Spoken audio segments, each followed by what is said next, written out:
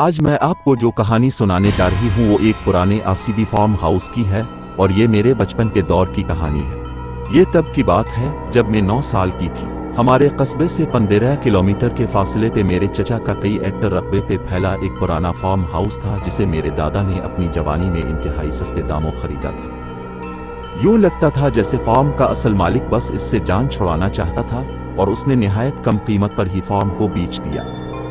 अब इस फार्म को चचा जान ने 2 हिस्सों में तकसीम कर रखा था। बड़े हिस्से में सूरजमुखी और कारन की फसल और सब्जियां काश्त की जाती थीं, जबकि फार्म के वस्त में एक लकड़ी की बाड़ से पार्टीशन करके मवेशी पालने का अहाता बना दिया गया था। हैरत अंगेज तौर पर चचा ने फार्म के लिए कोई मुलाजिम नहीं रखा था, बल्कि खुद और अपने 20 साला बेटे अरहम के साथ फार्म पर मसरूफ रहते थे और खुद ही सारा काम संभाल रखा था। आबादी से दूर पुरसुकून और खामोश जगह थी। हम यानी पूरी फैमिली हर दूसरे वीक एंड पे चचा जान के यहाँ जाते। उनका घर फार्म हाउस के दरवाजे के ऐन बाहर दाएं जानिब को था। हम सब कुछ घंटे चचा जान के यहाँ गुजारते और एक वक्त का खाना वहीं खा के वापस आ जाते। लेकिन इतने तवील अरसे में हम कभी फार्म हाउस में नहीं दाखिल हुए। ऐसा लगता था जैसे मेरी फैमिली में किसी को फार्म हाउस विजिट करने में सिरे से दिलचस्पी ही ना हो। मैंने चंद मर्तबा चचा से फार्म हाउस की सैर करने की ख्वाहिश का इजहार किया, ताहम उन्होंने हर मर्तबा कोई ना कोई बहाना बनाकर मुझे साफ मना कर दिया और मुझे हर मर्तबा मायूसी का सामना करना पड़ता। लेकिन इससे पहले जब हम चचा के घर थे और मौसम भी बहुत अच्छा था तो मुझे फार्म में दाखिल होने का मौका मिल ही गया। ताहम ये मेरी जिंदगी की एक भयानक गलती साबित होने वाली थी। हसब मामूल सब खाना खाने के बाद चाय पीते हुए खुश गप्पियों में मशगूल थे। वहां चूंकि मेरा हम उम्र कोई नहीं था, इसलिए अक्सर वो बेशतर में बूढ़ ही होती रहती थी। इस दिन भी बोरियत की वजह से मैं चुपके से उठ के बाहर सहन में आ गई। घर के चौबी दरवाजे का एक पिट खुला जिससे चंद फुट के फासले पर फार्म हाउस का मरकजी फाटक साफ नजर आ रहा था और इस दिन इस फाटक पर बाहर से वो भारी ताला नजर नहीं आ रहा था जो अक्सर वो बेशतर वहां लगा रहता था। मैंने उधर उधर देखा और किसी को भी अपनी तरफ मुतवज्जे ना पाके खामोशी से घर से बाहर कदम रख दिया। बाहर जाते ही मैं तजस्सुस और एक्साइटमेंट के साथ फार्म हाउस के फाटक की तरफ बढ़ी और फाटक पर पहुंच के दरवाजे को धकेला, लेकिन वो भारी दरवाजा अपनी जगह से ना हिला। मैंने दोनों हाथों से पूरा जोर लगाकर उसे अंदर की जानिब धकेलने की कोशिश की और बमुश्किल तमाम दरवाजा इतना सा खुल पाया कि मैं सुकड़ समट कर अंदर दाखिल हो सकूं। चंद लम्हों में मैं फार्म के अंदर थी। वाह! फार्म पर सूरजमुखी की लहलहाती फसल और जर्द फूलों का समंदर देख के बेख्तियार मेरे मुंह से सिताइशी फिक्रें जारी हो गए। भला इतनी खूबसूरत जगह को कोई क्यों छुपा के रखना चाहेगा? मैंने सूरजमुखी की फसल के बीचों बीच बनी पगडंडी पर आगे बढ़ते हुए सोचा। फार्म पर एक गहरी खामोशी तारी थी जिसमें महज वक़्ता परिंदों की चहचहाहट ही सुनाई देती थी। सूरजमुखी का खेत खत्म होते ही सब्जियों की क्यारियां शुरू हो गईं जो 3 फरलांग तक फैली हुई थी और उनके पार लकड़ी के तख्तों से बना एक अहाता नजर आ रहा था जिसमें लकड़ी के ही बने 2 छोटे और एक बड़ा खेत दौर से ही पुराने और बोसीदा लग रहे थे। सब्जियों की क्यारियों के अंदर से घूमती फुर्ती में अहाते के 24 दरवाजे पर पहुंच गई। इस पर कोई कुंडी आलाक नहीं था और धकेलने पर आसानी से खुल गया। अहाते में कदम रखते ही मुझे एक अजीब सी बेचैनी का एहसास हुआ। ऐसे लगा जैसे मुझे कोई देख रहा हो। मैंने आसपास चारों तरफ नजरें दौड़ाईं मगर अहाता बिल्कुल खाली था। वहां इंसान तो क्या कोई मवेशी भी इस वक्त मौजूद ना था। यकीनन सब जानवरों को इस वक्त अहाते की पुष्ट पे चरने के लिए छोड़ा गया होगा। मैंने सोचा। सामने मौजूद सबसे बड़े हिट का दरवाजा खुला था। इस कमरे में जानवरों के लिए सर्दियों में खुलाने के लिए भूसा इकट्ठा किया गया था और भूसे को एक बहुत बड़े ढेर की सूरत में कमरे के वस्त में रखकर उसे तरपालों से मुकम्मल ढक दिया गया था। यह ढेर काफी बुलंद था और छत से थोड़ा ही नीचा था। इसी वक्त मुझे न जाने क्या सूझी कि मैंने इस ढेर पर चढ़ने का फैसला किया।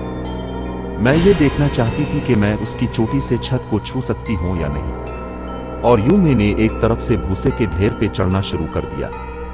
चोटी पे चढ़ के मैंने छत को छुआ ही था कि दाएं जानिब से उभरने वाली कुछ तेज करीह आवाजों से कमरे पर छाई खामोशी टूट गई। ऐसे लग रहा था जैसे कोई जानवर अपने नाखूनों से लकड़ी को कुरेद रहा हो।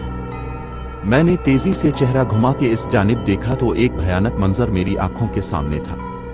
वो जो कुछ भी था दीवार के एक कोने में सुकड़ा सिमटा दीवार की जानिब मुंह किए अपने दोनों हाथों से दीवार को कुरेद रहा था और इसी वजह से वो मकरू आवाजें पैदा हो रही थी। वो मखलूक जर्दी माइल खाकी रंग की थी जिसका जिस्म इंसान की तरह था, मगर जैसे इसके वजूद में गोश्त का एक रेशा भी ना था बल्कि पीली सी मुर्दा खाल जैसे ढांचे पर ही लपेट दी गई थी।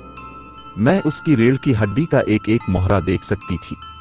ये मंजर इतना मकरू था कि मुझे बेइख्तियार उल्टी आ गई। उसने अपना चेहरा मेरी तरफ मोड़ा और खौफ से मेरा दिल ऐसे धड़कने लगा जैसे पसलियां तोड़ते हुए सीना फाड़ के बाहर आ जाएगा।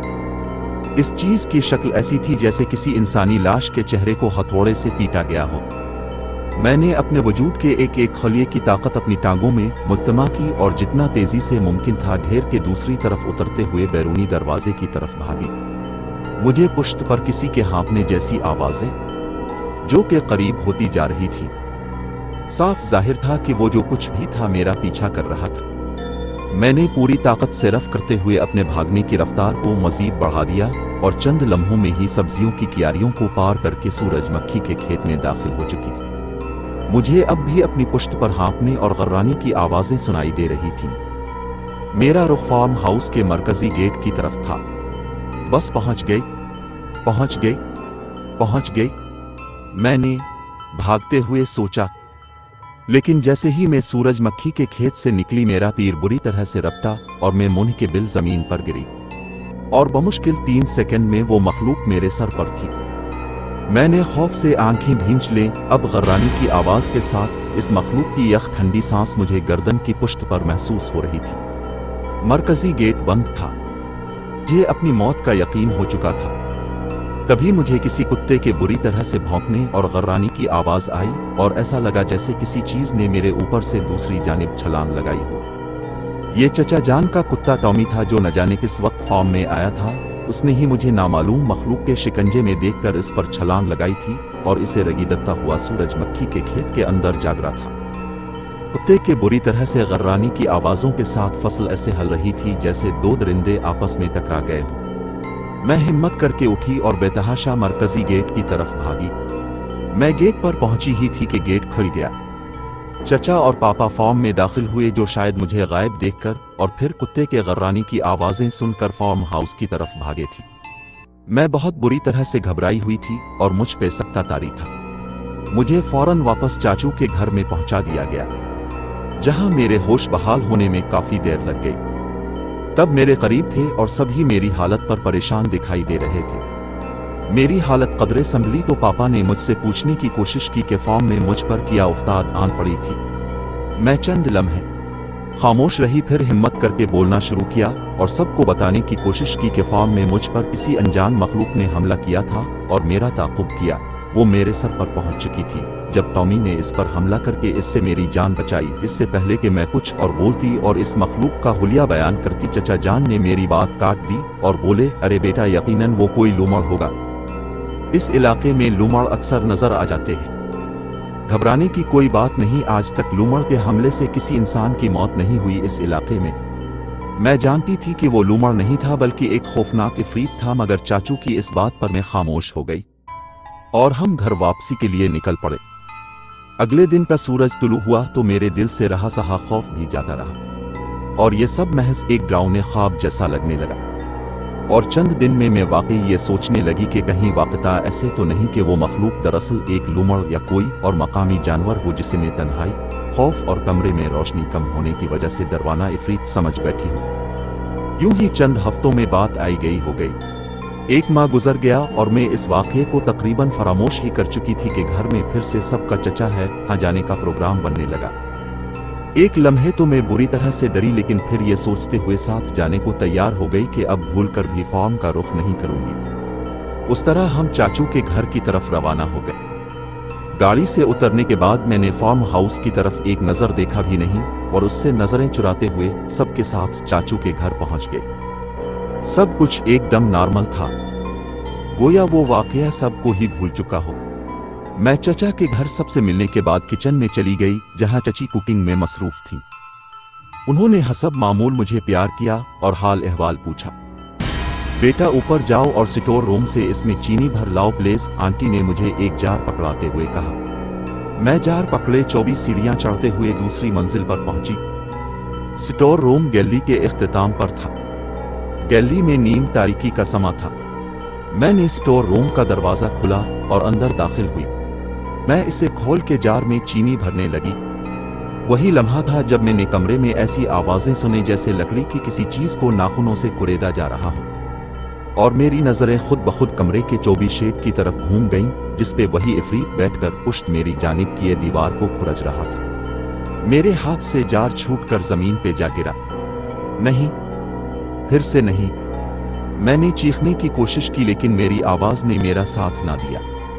मुझे ऐसे महसूस हुआ जैसे मेरे जिस्म में जान ना रही हो। मैंने पलटकर दरवाजे की तरफ बढ़ना चाहा तो मुझे लगा जैसे मेरे कदम मन के हो चुके। तभी मैंने उसे शेड से उतरते देखा। मैंने जिस्म का पूरा जोर सिर्फ करते हुए खुद को दरवाजे की तरफ धकेला और दरवाजे से टकराई। दरवाजा खुल गया और मैं ऐसे जमीन पे गिर गई कि मेरा आधा जिस्म कमरे में और आधा गैलरी में था। तभी मुझे किसी ने बाजू से पकड़ के झटके से अपनी तरफ खींच लिया और मेरे हल्क से चीख निकल गई। बेटा घबराओ नहीं, ये मैं हूं। मेरे कानों में चाचू की आवाज पड़ी और मेरी जान में जान आई। चाचू न जाने कब ऊपर आए थे और उन्होंने मुझे दरवाजे से बाहर गिरते देखा तो बाजू से पकड़ के बाहर अपनी तरफ खींच लिया। अब चाचू की नजरें स्टोर के अंदर का जायजा लिया रही थी और उनके चेहरे पे खौफ व फिक्र के मिले जले तासुरात थे। बेटा मेरे साथ आओ, मुझे तुमसे कुछ बात करनी है। चचा ने मेरा हाथ पकड़ के मुझे नीचे की जानिब ले जाते कहा और मैं डरी सहमी उनके साथ चल पड़ी। चाचू मुझे साथ लेते हुए वापस पहली मंजिल पर आए और बाहर सहन की तरफ चल दिए। बेटा भले ही आप अभी बहुत छोटी हो, लेकिन जो कुछ मैं बता रहा हूं उसे गौर से सुनना और जहन नशीन कर लेना, क्योंकि मामला तुम्हारी जिंदगी और सलामती का है। आज से 50 साल पहले ये फार्म हाउस तुम्हारे दादा ने एक अजनबी शख्स से खरीदा था। वो शख्स इतनी कम कीमत में फार्म हाउस फरोख्त कर रहा था कि इतनी कीमत में इस दौर में बमुश्किल 10 मरले का एक घर ही खरीदा जा सकता था, और उसकी वजह हमें कई साल बाद समझ आई। जैसे ही मैं 17 साल का हुआ, बाबा ने मुझे भी अपने साथ फार्म के काम पे लगा दिया। इस फार्म पे मुझे हमेशा एक अजीब सा एहसास रहता है, ऐसे जैसे मुझे हर वक्त कोई देख रहा हो। किसी कोने खुदरे, किसी झाड़ी, किसी बाड़ से हर वक्त मुझ देखे जाने का एहसास होता था। और साथ ही अक्सर मुझे फार्म के मुख्तलिफ हिस्सों में ऐसी आवाजें सुनाई देती जैसे लकड़ी को किसी नोकीली चीज से कुरेदा जा रहा हो। शुरू में तो मैं यही समझता रहा कि ये आवाजें चूहों, अच्छे बंदर के लकड़ी के तख्तों पर भागने दौड़ने की आवाजें हैं। लेकिन गुजरते दिनों के साथ उन आवाजों में भी शिद्दत आती जा रही थी और इस अजीब व गरीब बेमनी एहसास में भी। पूरा दिन फार्म पे काम करते वक्त मुझे इन आवाजों से बुरी तरह से कोफ्त होती और काम में खलल आता था। मैंने बाबा से इस बारे में बात की, लेकिन उन्होंने ऐसी कोई आवाज सुनाई देने से अक्सर इनकार कर दिया और ये कहा कि ऐसी आवाजें चूहों और गुलहरियों की ही हो सकती हैं। एक रोज में मवेशियों के इहाते में भूसे वाले हित में मसरूफ था कि दाएं तरफ की दीवार में से वही खुरचन की आवाजें सुनाई देने लगी, और हसब मामूल जब शुरू हुई तो जैसे रुकने का नाम ही नहीं ले रही थी। इस रोज पहले ही मेरी तबीयत नासाज और मूड खराब था, ऊपर से इन आवाजों ने जैसे मेरी जिंदगी अजीरन कर रखी थी। इस दिन मैंने फैसला किया कि इन आवाजों का पत्ता करके ही रहूंगा। मैं फौरन औजारों के शेड तक गया और वहां से एक आहनी हथौड़ा निकाल लाया। दीवार पर जहां से आवाजें उभर रही थीं, इस जगह पूरी ताकत से हथौड़े के कई वार किए। लकड़ी से बनी दीवार कुछ देर में ही टूट गई और उसके अंदर से एक कोई चीज मेरे कदमों में आ गिरी। मैंने देखा तो मुझे हैरत और खौफ का शदीद धचका लगा।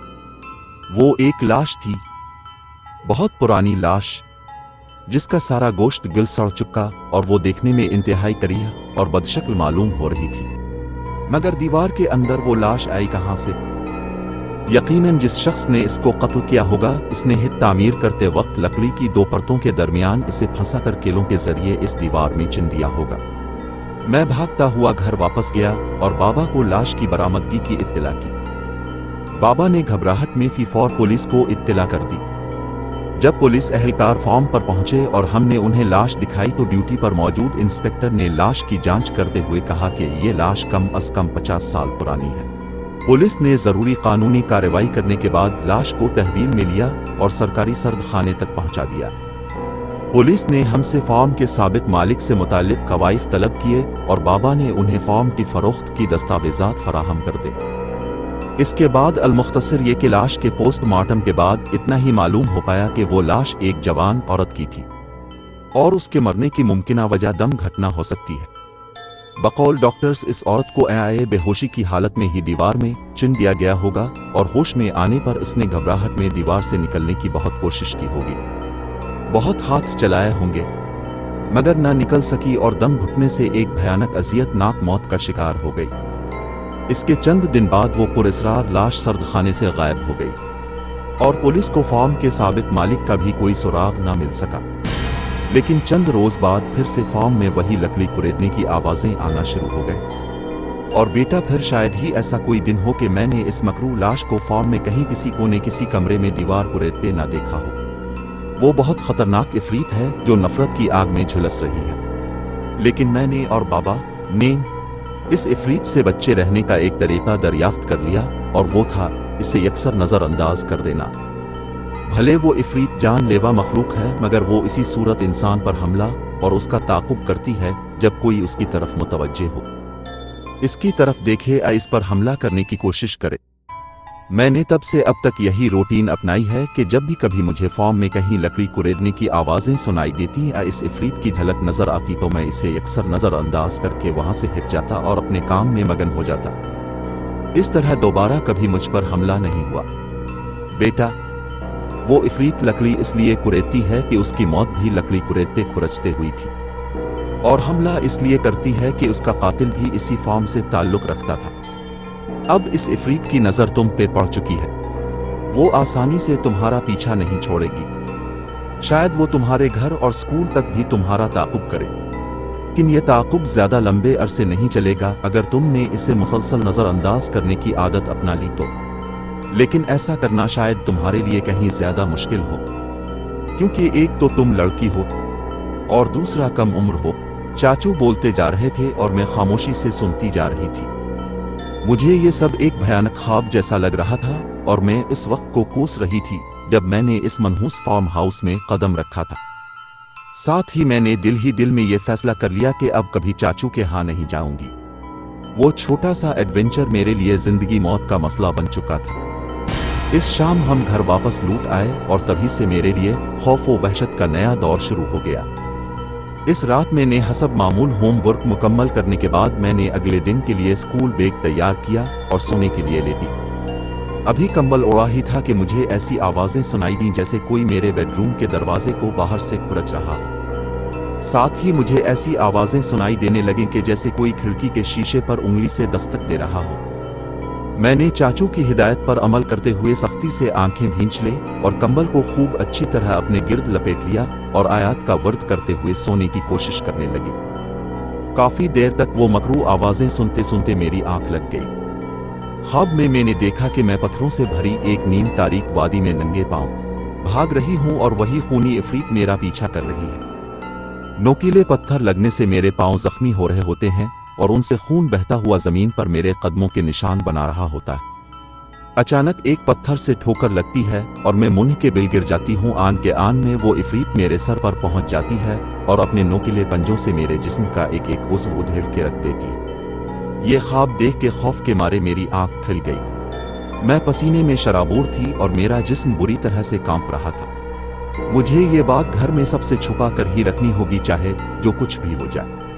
मैं कभी नहीं चाहूंगी कि वो इफरीत मेरे घर में किसी और पर भी मुसल्लत हो जाए, मैंने जागते ही सोचा। इसके बाद से ये मामूल बनता चला गया। मुझे घर, स्कूल, कारगर्ज हर जगह इस बिला की खुरचने की आवाज सुनाई देती और चंद मर्तबा तो उसकी झलक भी दिखाई दी, लेकिन मैंने हर मर्तबा दिल पे जब करके इसे नजरअंदाज करना जारी रखा। ताहम इससे मेरी सेहत पर बहुत बुरे असरात मरतब हुए। मेरी नींद और भूख उड़ चुकी थी, रंगत जर्द पड़ गई और आंखों के गिर्द सियाह हल्के बन गए। मैं स्कूल के काम में कमजोर होना शुरू हो गई और मेरे ग्रेड्स में भी कमी आने लगी। इस सब सूरत हाल पर मेरे वालिदैन बहुत परेशान थे और एक के बाद दीगरे कई डॉक्टर्स और स्पेशलिस्ट से मेरा मुआयना भी करवाया गया था, हम किसी भी मर्ज की तशखीस ना हो पाई। बल्कि मुझे तो डॉक्टर के क्लिनिक और हॉस्पिटल्स में भी वही मनहूस खुरचन की आवाज़ ही सुनाई देती। 3 माह में मेरी हालत इतनी बिगड़ चुकी थी कि स्कूल इंतज़ामिया ने मुसलसल बुरी कारकर्दगी दिखाने और सेहत की खराबी की वजह से मुझे मज़ीद पढ़ाने से माजरत कर और स्कूल से मेरा नाम खारिज कर दिया गया। दूसरी तरफ अब मैं इतनी कमज़ोर होती जा रही थी कि मुझे हॉस्पिटलाइज किए बगैर और कोई चारा ना था, और यूं मुझे शहर के एक मियारी और अच्छे हॉस्पिटल में एडमिट कर दिया गया। मेरे पूरे ख़ानदान पर मेरी वजह से परेशानी और तकलीफ़ का दौर शुरू हो चुका था और मुझे इस बात की भी अलग शर्मिंदगी थी। लेकिन फिर एक दिन मुझे वो आवाज़ ना सुनाई दी। पूरे 24 घंटे गुजर गए और वो मनहूस आवाज़ ना सुनाई दी फिर से। क्या मेरी तकलीफ़ के इख्तिताम का वक्त आन पहुंचा है? क्या वो इफ़रीत मेरा पीछा छोड़ चुकी है, या फिर मैं अब मौत के इतने करीब हूं कि मज़ीद कोई खौफ मुझे तकलीफ़ नहीं दे पा रहा? अगले रोज़ मैंने सोचा, लेकिन 3 दिन गुजर गए और मुझे फिर वो आवाज़ दोबारा ना सुनाई दी। 10 साल बाद इस वाक़या को 10 साल का तवील अरसा बीत चुका है, और इस दिन के बाद ना तो मुझे कभी ऐसी कोई आवाज़ सुनाई दी और ना ही कभी इस मकरू इफ़रीत से सामना हुआ। जिस दिन से मुझे वो आवाज़ें आना बंद हुई थीं, इसी दिन से मेरी तबीयत भी संभलना शुरू हो गई थी, और मज़ीद 1 हफ्ता हॉस्पिटल में गुजारने के बाद मुझे सेहत बेहतर हो जाने पर डिस्चार्ज कर दिया गया था। इसके बाद मैं कभी चाचू के यहाँ नहीं गई, और मैंने दोबारा स्कूल में भी एडमिशन लेने की कोशिश न की, जिससे मेरी तल्ख यादें वाबस्ता थीं। मुझे इससे भी अच्छे और मियारी स्कूल में बाआसानी एडमिशन मिल गया था, और अब 10 साल बाद मैं एक प्रोसिक्यूटर की हैसियत से अपनी अमली ज़िंदगी का आगाज़ कर रही थी।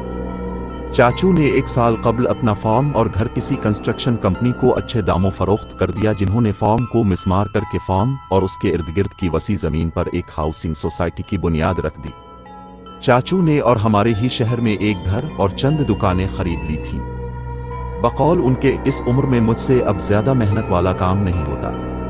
मुझे इस कंपनी, इसके कारकुनान और इस हाउसिंग सोसाइटी में कुछ अरसे बाद मकान खरीदने वालों से दिली हमदर्दी है, क्योंकि वो सब नहीं जानते कि बहुत जल्द उनके साथ क्या कुछ होने जा रहा है।